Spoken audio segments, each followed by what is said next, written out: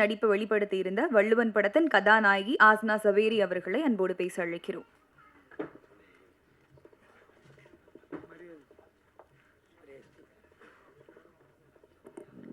கதாநாயகி அவர்களுக்கு படக்குழுவினர் சார்பாக சால்வை அணிவித்து புத்தகம் வழங்கி வரவேற்பு அளிக்கப்படுகிறது.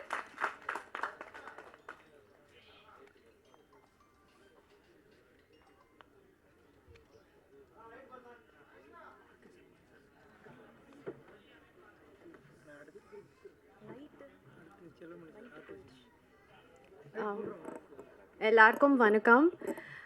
ரொம்ப சந்தோஷம் இருக்கே வலுவன் மூவி ஆடியோ லான்ச்சில் இருக்கிறது.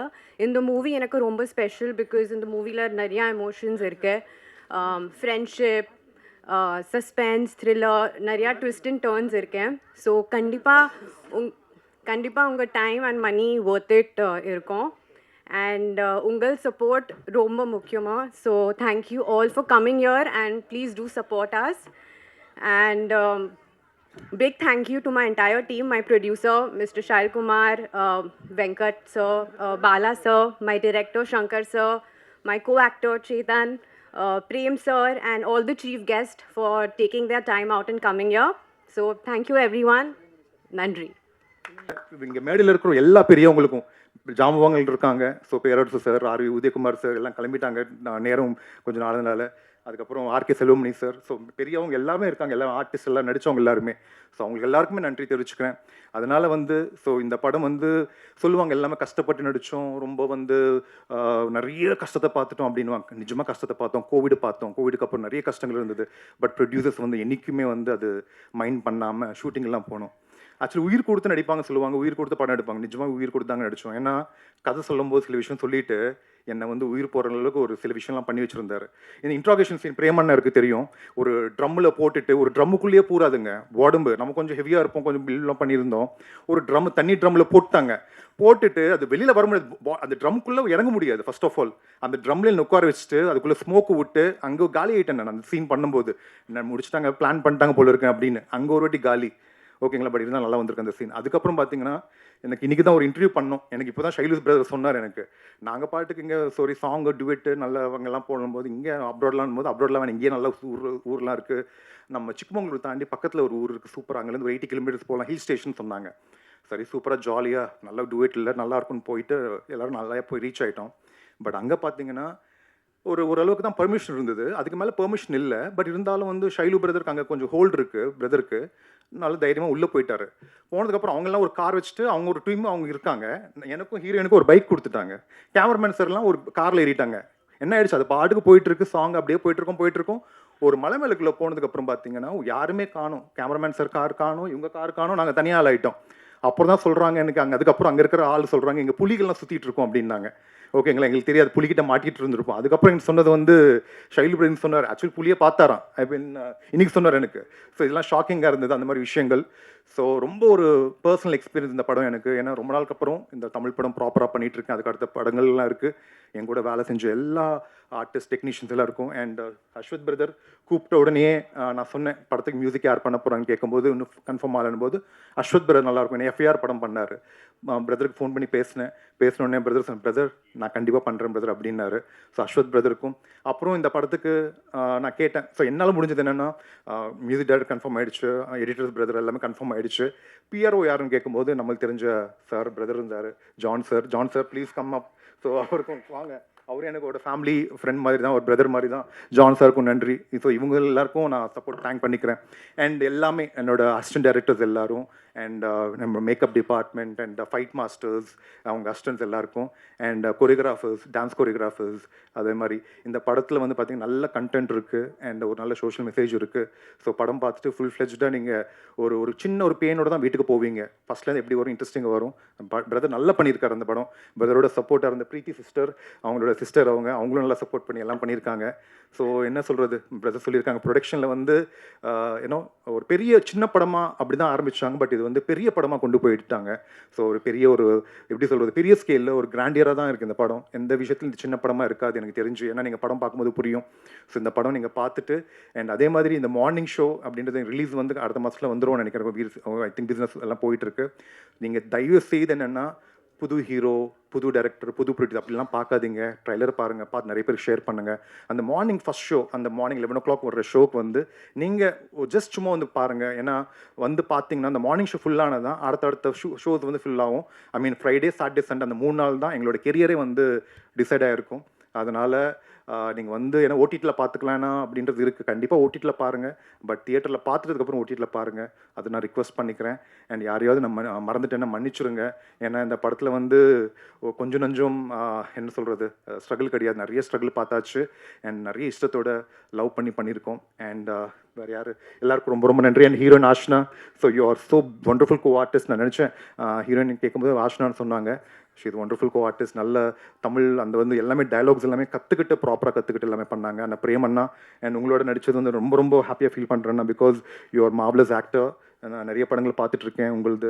அண்ட் அதே மாதிரி ராஜன் சார், அந்த அண்ணன், அப்புறம் இந்த இன்ஸ்பெக்டர் நடித்தவங்க எல்லாம் அதர். அப்புறம் ஷைலு பிரதர் வந்து ப்ரொடியூசர் மட்டும் கிடையாது, இவர் கலக்குன்னு ஒரு வில்லன் கேரக்டர் பண்ணியிருக்காரு. நீங்கள் பார்க்க போகிறீங்க. மிரட்டியிருக்காரு, லுக்கெல்லாம் மாற்றிட்டாரு. லாங் ஹேர் இருந்தது. பிரதர் வந்து இப்போ நல்லா ஸ்மார்ட்டாக ஹீரோ நடிக்க போகிறாருன்னு நினைக்கிறேன். அடுத்த படத்தில் மறந்துடாதீங்க பிரதர் என்ன. ஸோ ஐ திங்க் அவரே ஹீரோ நடிச்சிருவாருன்னு நினைக்கிறேன். அந்த மாதிரி ரெடி ஆகிட்டாரு. ஸோ நல்ல லாங் ஹேர்லாம் வச்சுருந்தார். பாஸ்கரண்ணே ரொம்ப நன்றிண்ணே.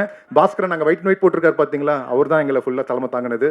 அதே மாதிரி Bala brother, producer Bala brother, எல்லாருக்கும் நன்றி. அண்ட் எல்லாருக்குமே நான் யாராவது மறந்துருந்தால் மன்னிச்சிருங்க.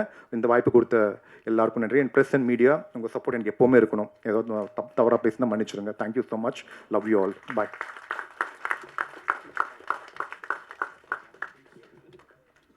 Thank you sir. அடுத்தபடியாக மரபறுக்க மாசற்றார் கேண்மை துற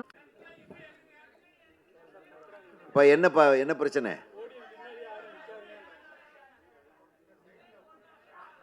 நீ வா, நீ நில்லு. எதுக்கு பின்னாடி? கோடிங் பின்னாடியா? ஓகே.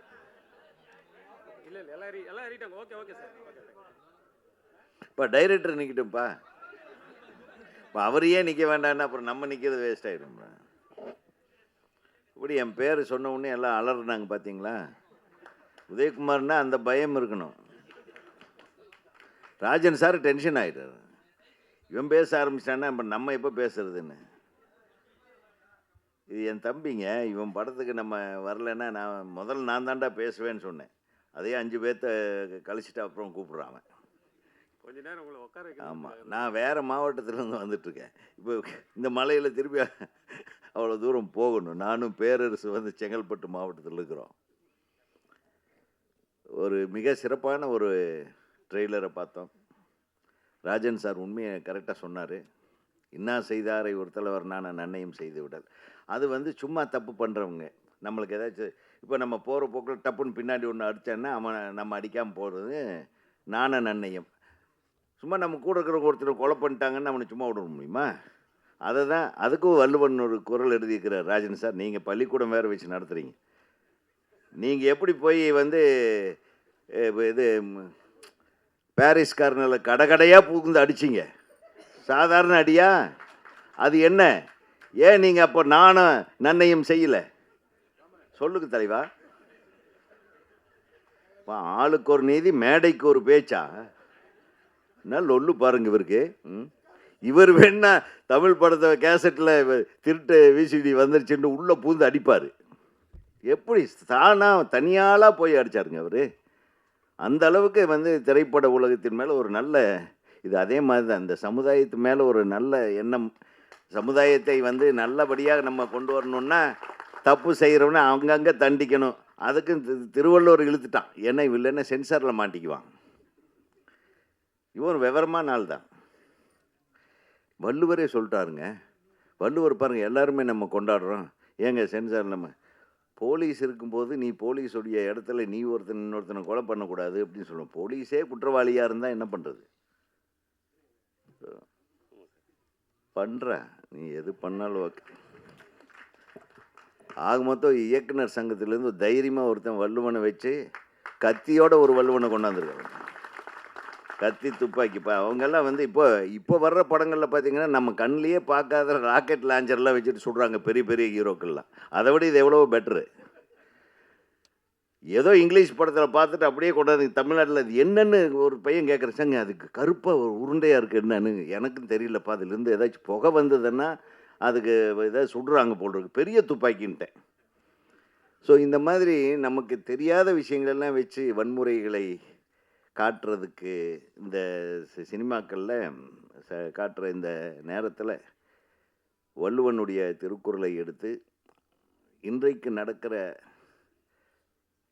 சில தேவையில்லாத கொலைகள், கற்பழிப்புகள், இந்த தேசத்தில் எப்படி வந்து பெண்களுக்கு வந்து இன்னும் பாதுகாப்பு இல்லை, தமிழ்நாட்டில் மட்டும் இல்லை த்ரூ அவுட் இந்தியா அப்படி தான் இருக்குது. ஸோ அதிலிருந்து நம்ம சொல்கிறோம் பெண்கள் வந்து தைரியசாலிகள். என்னதான் தைரியசாலிகள், தன்னந்தனியாக ஒரு பொண்ணு வரும்போது ஒரு 4 பேர் வந்தாங்க, எப்படி தைரியம் இருக்க முடியும்? அப்புறம் பெண்களுக்கு கையில் துப்பாக்கியோடு போகணும், இல்லைன்னா கத்தியோடு போகணும். கத்தியோட பெண்கள் போனாலும் பரவாயில்ல, அந்த கத்தி குத்து தெரியணுமில்ல குழந்தைங்களுக்கு, அப்புறம் அதுக்கு ட்ரைனிங் கொடுக்கணும். இதெல்லாம் சொல்லியிருக்கியா? சொல்லியிருந்தாலும் சொல்லியிருப்பேன், நீ நம்ப முடியாது. நீ பயங்கர வன்முறையாளனாக இருப்ப போல் இருக்கே. மிகச்சிறந்த ஒரு கருத்தை தான் நீங்கள் எடுத்திருக்கீங்க. இந்த படத்தில் உன்னுடைய இயக்குனர் டெக்னிக் நல்லா இருந்தது. டைரக்டராக நீங்கள் இவ்வளவு கூட்டமும் வந்து உங்களை வந்து பாராட்ட வந்திருக்கும்போது நீ ஜெயிச்சிட்டேன்னே நான் நினைக்கிறேன். ரொம்ப சந்தோஷம். என்னை பொறுத்தவரையில் இயக்குனர் சங்கத்திலேருந்து ஒரு இயக்குனர் சாதிக்கிறாருன்னா அது எங்கள் சங்கத்துக்கு பெருமை, எங்களுக்கு பெருமை. அதே மாதிரி காலையிலேருந்து இங்கே தியேட்டர்லேயே இருந்துகிட்ருக்கிற என்னுடைய நண்பர்கள் பத்திரிகையாளர் முதல்ல வந்த உடனே என் காதை கடித்தாங்க. என்னப்பா சீக்கிரமே வந்துட்டீங்க, சீக்கிரமே விட்ருங்க, மழை காலமாக இருக்குன்னாங்க. இப்போ நம்மளை சீக்கிரம் விட்டாதானப்பா, அதுக்காக தான் நான் வந்து முதல்ல பேசுகிறேன்னு. புரியுதா உங்களுக்கு? தப்பாக நினச்சிக்கூடாது. இந்த பெப்சி தலைவர் வந்திருக்காரு, எங்கள் அண்ணன் டார்ச்சர் பண்ணிடுவார் முதல்ல பேச ஆரம்பித்தாருன்னு அவர் வேறு பயந்துட்டு உட்காந்துருக்காரு. ஆக மொத்தம் இந்த படத்தை பார்த்த உடனே எனக்கு ஒரு 2-3 ப்ளசண்ட்டான விஷயம். மியூசிக் வந்து எக்ஸ்ட்ராடினரி குட், ரொம்ப நல்ல இசையமைப்பு பண்ணி எடுத்த உடனே ஒரு குத்துப்பாட்டு, அந்த சாராய பாட்டு, அது அப்படி ஒன்று வச்சுக்கிறது, அப்படி ஒன்று ஜாலியாக அதை கொஞ்சம் அவாய்ட் பண்ணிவிடுங்களேப்பா. எதை பார்த்தாலும் ஒருத்தர் பப் அடிக்கிறது, தண்ணி அடிக்கிறது, அது வேறு. அது ஒரு டேகு குடிப்பறது இப்போ உடல் நலத்துக்கு கேடுன்னு போட்டே குடிக்கிறானுங்கன்னு வேறு, அது ஒரு லைன் வேறு எழுதி விட்டு அதுக்கு ஒரு நல்ல விஷயத்தை கொண்டாந்துருக்கீங்க. பரவாயில்ல, இன்னும் குடிக்கிறவங்க குடிக்கட்டும், அப்புறம் அது குடிக்கக்கூடாதுன்னு தடுக்கிறவன் தடுக்கட்டும். இதெல்லாம் கவர்மெண்ட் வேலை. அதுக்கப்புறம் பார்த்தா அந்த ஹீரோயின் ரொம்ப அழகாக இருந்தது. ஹீரோயின் இங்கே வராதது நம்ம பேரரசுக்கு ரொம்ப குறையாக இருக்குது. வந்திருக்காங்களா? இங்கே வந்துட்டாங்களா? பக்கத்தில் இல்லாதது குறையாக இருக்கு. நான் ஏதாச்சும் சொன்னேன்னா இதோ வந்திருக்காங்கன்றதா? அப்போ அவருக்கு தெரிஞ்சு. ஸோ ரொம்ப நல்லா நடிச்சிருந்தீங்க 2 பேருமே. ரொம்ப கெமிஸ்ட்ரி நல்லா ஒர்க் அவுட் ஆகிருந்தது.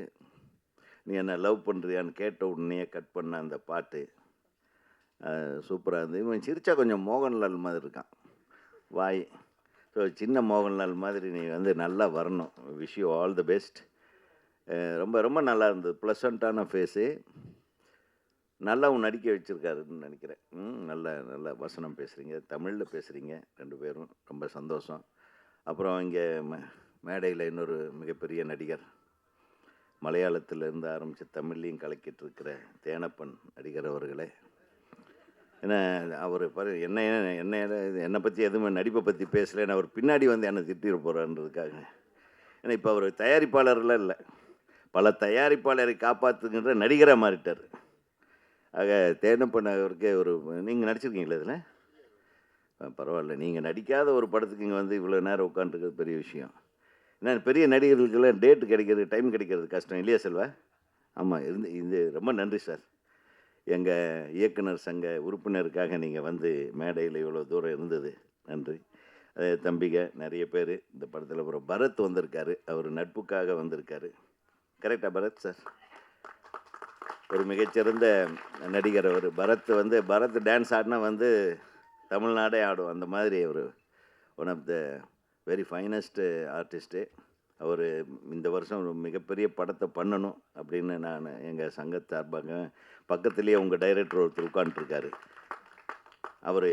அவரை வச்சே நீங்கள் பண்ணலாம். திரும்பவும் இன்னொரு படம் பண்ணுங்கள், பழனி மாதிரி. இன்னும் நிறைய ஊர் பேர் அப்படியே யூஸ் பண்ணாமல் இருக்காங்க. டைரக்டருக்கு ரொம்ப குஷியாகிடுவார் அவர். போகிற போக்கில் டைட்டில் அப்படியே பைக்கில் போயிட்டுருக்கும்போது இப்படி பார்ப்பார், காரில் போயிட்டுருக்கும்போது இந்த ஊர் பேர் வச்சிடலாம், இந்த ஊர் போகிற வழியில் டைட்டில் வைக்கிற ஒரே ஆள் எங்கள் தம்பி பேரரசு தான். ஏன்னா செல்வமணி சார் சொன்னீங்கன்னா அவர் யோசனை பண்ணால் கொஞ்சம் கிராண்டியர், அவர் கொஞ்சம் பெரிய பெரிய ஆர்டிஸ்ட் வேணும் செல்வமணி சாருக்கு. அவருக்கு நம்மளுக்கு ஒரு வயக்காடு இருந்தால் போது, படத்தை முடிச்சுட்டு வந்துடுவேன். வயக்காடு, 4 ஆடு மாடு, ஒரு பின்னாடி ஒரு நல்ல அழகான ஒரு மலை, ஒரு ஆறு, இவ்வளோ தான் நம்ம லொக்கேஷன். ஸோ ஆமாம், கூட்டு வண்டி இப்போ கட்ட வண்டி இருந்தாலும் பரவாயில்ல. ஸோ அதாவது ரொம்ப வந்து சீரியஸாக பேசி இந்த சினிமாவில் நம்ம திருத்த போகிறோம், நம்ம வாழ வைக்க போகிறோம். இப்போ தயாரிப்பாளர் சொன்னார், உங்கள் தமிழ் சினிமாவை வாழ வைக்கிற பாவம் அவருக்கு. அவர் சரி, நம்ம தமிழ் சினிமாவுக்காகவே தான் பண்ணணும் அப்படின்றதுக்காக அவர் சொல்கிறத தப்பாக சொல்லிட்டாரு. தமிழ் சினிமாவை வாழ வைக்கிறதுக்காக தான் நாங்களும் கஷ்டப்பட்டுருக்குறோம். ரொம்ப கஷ்டப்படுறவர் செல்வமணி சார். ஏன்னா தினம் பஞ்சாயத்து, தினம் இந்த சினிமாவுக்கு வேற ஒரு லெவலுக்கு நம்ம சினிமாவை கொண்டு போவோம். வெளிநாடுகள்லாம் பார்த்தீங்கன்னா நம்ம ஒரு டிக்கெட் வாங்கும்போதே அந்த டிக்கெட் காசில் ஹீரோவுக்கு ஒரு பர்சன்டேஜ் சம்பளம் போயிடும், டைரக்டருக்கு ஒரு பர்சன்டேஜ் போயிடும், நடித்த நடிகர்களுக்கு போயிடும், டிஸ்ட்ரிபியூட்டருக்கு போயிடும், தயாரிப்பாளருக்கு காசு போயிடும். ஒரு டிக்கெட் நம்ம வாங்கும்போதே அந்த மாதிரி தமிழ் சினிமா உருவாகணும். அப்போ தான் நேர்மையாக படம் எடுக்கிறவங்க நேர்மையாக படம் எடுப்பாங்க. நல்ல படங்களுக்கு அப்பப்போ அவங்களுக்கு உண்டான வெகுமதி வந்து சேரும், லாபங்கள் வந்து சேரும்.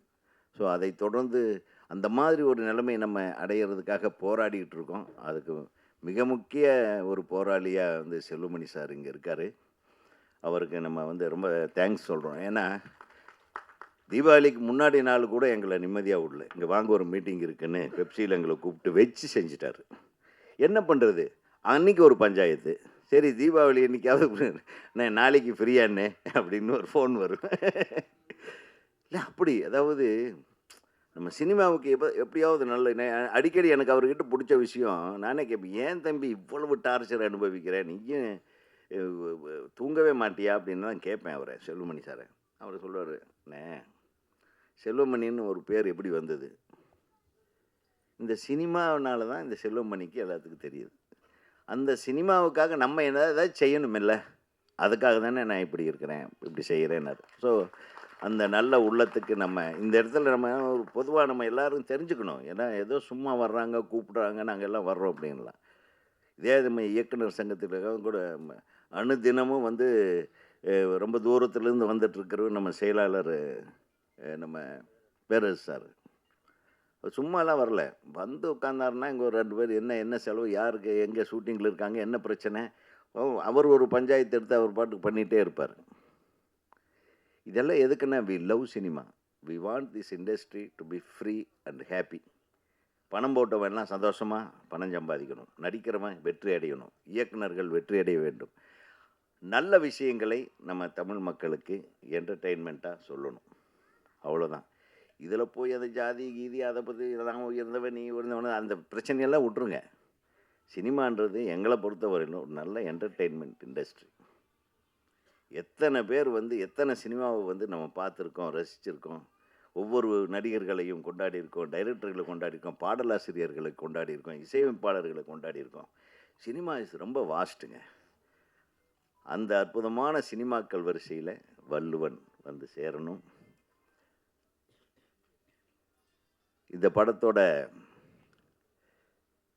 இன்னொரு விஷயம் நான் சொல்லணும்னு நினச்சேன். இவர் தம்பி வந்து அவங்களுடைய தாயார் எப்படி கஷ்டப்பட்டு என்னை ஆளாக்குனாங்க அப்படிங்கிறத சொல்லி பண்ணாங்க. நிச்சயமாக உங்கள் அம்மாவோட ஆசீர்வாதம் ஒன்றே போதும், நீ நிச்சயமாக ஜெயிச்சிருவே. இந்த தயாரிப்பாளர்கள் வேறு வேறு இடங்களிலிருந்து வந்து 4 பேரும் ஒன்றா சேர்ந்துருக்காங்க. அந்த தயாரிப்பாளர் அனைவருக்கும் எனது மனமார்ந்த வாழ்த்துக்கள். ஏன்னா இந்த படம் ஜெயிக்கிறது மூலமாக அவங்க இப்போவே அனௌன்ஸ் பண்ணுவார் போல் இருக்கு அடுத்த படம். ஸோ தலைவரே, திருப்பி என் தம்பி வச்சு அடுத்த படம் பண்ணுங்க, ஒன்றும் உங்களுக்கு தப்பாகாது. டெஃபினட்டாக வாழ்த்துகள். இந்த மேடையில் வாழ்த்த வந்திருக்கும் அனைவரையும் வாழ்த்தி, ஹீரோயின் உங்களுக்கும் தான் சேர்த்து, நீங்களும் நல்லா தான் நடிச்சிருந்தீங்க. அப்புறம் வில்லன்கள் யாராச்சும் ராஜேந்திர யாரும் நடிச்சிருக்கீங்களாப்பா? மேலே போலீஸு. அப்புறம் இன்னொரு தம்பி என்னை வீட்டிலேருந்து கூப்பிட்டு வந்தார். எங்கே அவர்?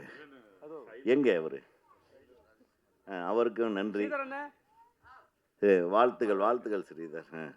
அவரும் ஒரு வில்லனாக வந்து ஏதோ கொலை பண்ணி போட்டுருவீங்கன்னு நினைக்கிறேன். டெட் பாடி மாதிரி. இப்போ இது மாதிரி என்ன முதல்ல எனக்கு நான் இப்போ நல்ல வேலை செல்வா நான் நடிக்கலை. இவங்க கூப்பிட்டேன், என்ன மறந்துட்டேன், எதுக்குப்பா கூப்பிட்றேன் நான்.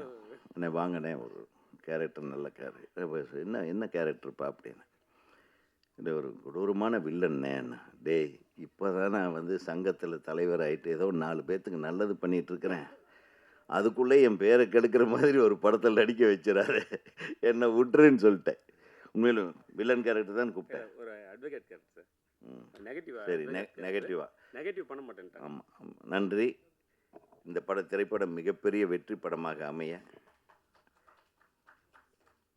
தமிழ்நாடு திரைப்பட இயக்குநர்கள் சங்கத்தின் சார்பாகவும் எங்கள் அனைவரது சார்பாகவும் இந்த படத்தை நல்லபடியாக கொண்டு போய் சேர்க்கக்கூடிய கடமை உங்களுக்கு இருக்குது. இந்த படத்தை முழுசாக பார்த்த கடைசியில் நீங்கள் அதை செய்வீங்க. இப்போ இதை பற்றி நல்ல பப்ளிசிட்டி கொடுங்க என்று சொல்லி அனைவருக்கும் நன்றி கூறி விடுபடுகிறேன். ஆக்சுவலாக ஒரு விஷயம், இந்த கதை வந்து முதல்ல பரத் சாருக்கு தான் வந்து வீட்டில் போயிட்டு ஒரு 2 ஹவர்ஸாக கதை சொன்னேன். ஆக்சுவலாக அவர் அப்போ ஒரு படத்தில் பிஸியாக இருந்தார். நான் கேட்ட நேரத்துக்கு வந்து ஒரு கால் ஷீட் கொடுக்கல. ரெண்டாவது அவரை ஃபீல் பண்ணி தான் ஆக்சுவலாக இந்த கதை பண்ணது. கடவுள் பார்த்தீங்கன்னு கேட்டிங்கன்னா, சாரை வந்துட்டு இந்த மேடையில் வந்து உட்கார வச்சிருக்கிறது நான் கடவுளுக்கு நன்றி சொல்கிறேன்.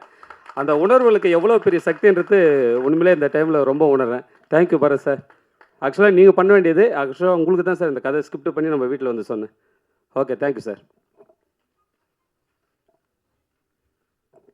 அடுத்தபடியாக பல படங்களில் தான் ஏற்று நடித்த வில்லன் நடிப்பால் புகழ்பெற்ற நடிகர் மீசை ராஜேந்திரன் அவர்